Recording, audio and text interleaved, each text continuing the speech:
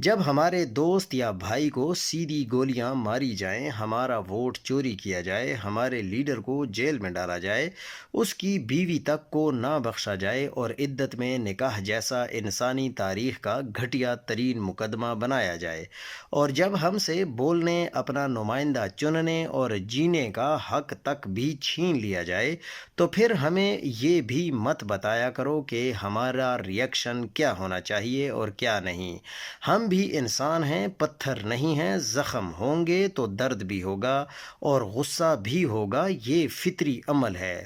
جو لوگ بلوچستان میں غلط کام کر رہے ہیں، ہمیں کبھی بھی ان کے سر پر کھڑے نہیں ہونا چاہیے، چاہے وہ کوئی بھی ہے اور کسی بھی طرح سے کہیں سے بھی ان کا تعلق ہے۔ اگر وہ کچھ غلط کر رہے ہیں اور حکومت کے خلاف کر رہے ہیں اور لوگوں کے ساتھ ظلم و زیادتی کر رہے ہیں، تو وہ چاہے کوئی بھی ہو، اس کو اس کا سبق سکھانا ضروری ہے۔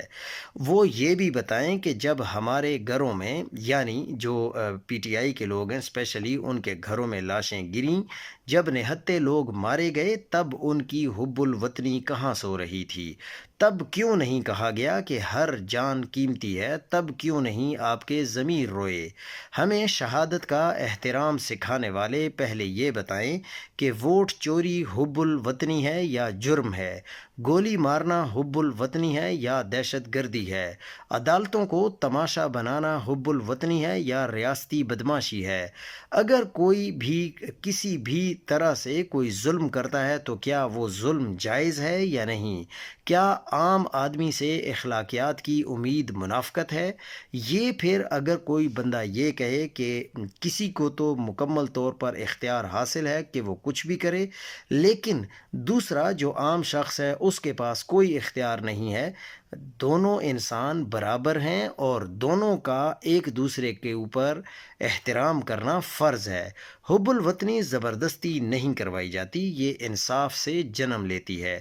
جو ریاست اپنے شہریوں کو دشمن بنائے، ان پر بدترین تشدد کرے، ان کی آواز دبائے اور ان کے لیڈروں کو ڈیتھ سیل میں قید تنہائی میں رکھے، عورتوں تک کو رسوا کرے، وہ یہی ڈیزرو کرتی ہے۔ ہمیں تمہارا لیکچر نہیں چاہیے، ہمیں انصاف چاہیے، اور جب تک ہمیں انصاف نہیں ملے گا، کسی بھی معاشرے میں جب تک انصاف نہیں ہوگا، تب تک ہماری خاموشی، ہمارا غصہ، ہمارا رد عمل سب جائز ہے۔ قصہ مختصر، اپنے مردوں کی عزت کروانی ہے تو ہم زندوں کی بھی آپ کو عزت کرنی چاہیے۔